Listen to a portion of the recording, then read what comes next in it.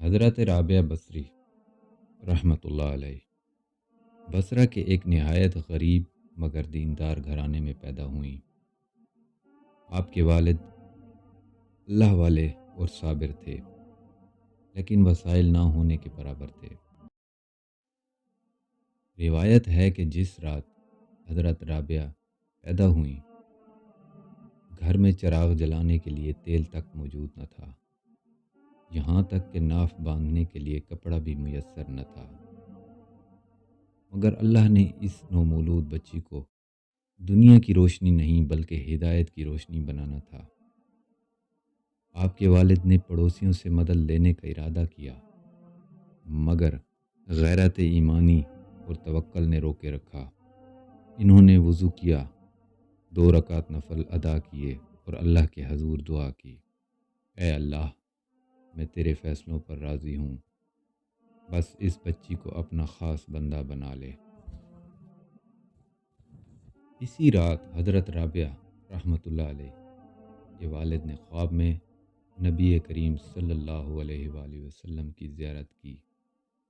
فرمایا، غم نہ کرو، یہ بچی اللہ کے نزدیک بہت بلند مرتبہ رکھتی ہے، اور میری امت کے 70,000 افراد اس کی شفاعت سے بخشے جائیں گے۔ پھر فرمایا، بصرہ کے گورنر کو میرا پیغام پہنچا دو کہ وہ ہر جمعرات کی رات مجھ پر 100 مرتبہ درود پاک بھیجا کرے، لیکن گزشتہ جمعرات وہ یہ عمل بھول گیا۔ حضرت رابعہ کے والد آنکھ کھلتے ہی کانپ رہے تھے، آنسوؤں میں ڈوبے ہوئے تھے۔ انہوں نے فوراً ایک خط لکھا اور بصرہ کے گورنر کے پاس پہنچ گئے۔ جب گورنر نے نبی کریم صلی اللہ علیہ وآلہ وسلم کا نام دیکھا، کھڑا ہو گیا، خط کو بوسہ دیا اور رو پڑا۔ اس نے کہا، اللہ کا شکر ہے کہ حضور اکرم صلی اللہ علیہ وآلہ وسلم نے ہمیں یاد فرمایا۔ اس نے فوراً حکم دیا کہ حضرت رابعہ کے والد کو 400 دینار دے دیے جائیں، اور یہ بھی کہا، جب بھی کسی چیز کی ضرورت ہو بلا جھجک میرے پاس آ جانا۔ یہ اللہ کی طرف سے پہلی مدد تھی، مگر آزمائشیں ابھی ختم نہ ہوئیں۔ کچھ عرصہ بعد حضرت رابعہ کے والد کا انتقال ہو گیا، خاندان بکھر گیا، قحط پڑا، اور ایک سفر کے دوران حضرت رابعہ قافلے سے بچھڑ گئیں۔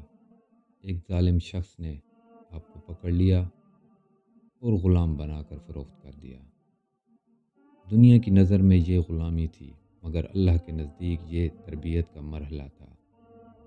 حضرت رابعہ دن بھر محنت کرتی، رات بھر عبادت گزارتی، نہ شکوہ نہ شکایت۔ ایک رات مالک کی آنکھ کھلی تو اس نے دیکھا کہ حضرت رابعہ سجدے میں ہیں اور اس کے سر پر ایک نورانی سایہ ہے۔ وہ اللہ سے عرض کر رہی تھیں، اے اللہ، تو جانتا ہے، اگر آزادی بھی تیری رضا میں رکاوٹ بنی تو مجھے آزادی بھی قبول نہیں۔ یہ سن کر مالک پر کپ کپی طاری ہو گئی۔ اس نے کہا، ایسی پاک روح کو غلام بنانا میرے بس کی بات نہیں۔ اسی وقت اس نے حضرت رابعہ کو آزاد کر دیا۔ آزادی کے بعد حضرت رابعہ نے دنیا سے کنارہ کشی اختیار کر لی، نہ شادی کی خواہش، نہ مال کی طلب، نہ شہرت کا شوق، بس ایک مقصد، اللہ کی محبت۔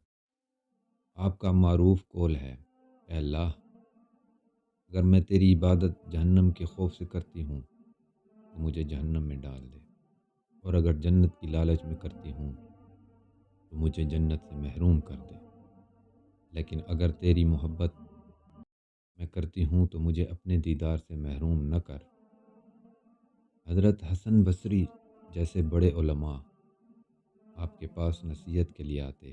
ایک مرتبہ کسی نے پوچھا، اے رابعہ، تم نے شادی کیوں نہیں کی؟ فرمایا، مجھے اپنے رب سے فرصت ہی کب ملتی ہے کہ کسی اور کا سوچوں۔ حضرت رابعہ بصری نے پوری زندگی عشق الہی میں گزار دی۔ ان کا وصال بصرہ ہی میں ہوا، مگر ان کا پیغام آج بھی زندہ ہے۔ اللہ کو عبادت کے بدلے میں نہیں، اللہ کو محبت کے ساتھ چاہو۔ حضرت رابعہ بصری ہمیں سکھا گئیں کہ جب دل میں اللہ بس جائے تو دنیا خود بخود نکل جاتی ہے۔ یہی اصل ولایت ہے، یہی سچی آزادی ہے۔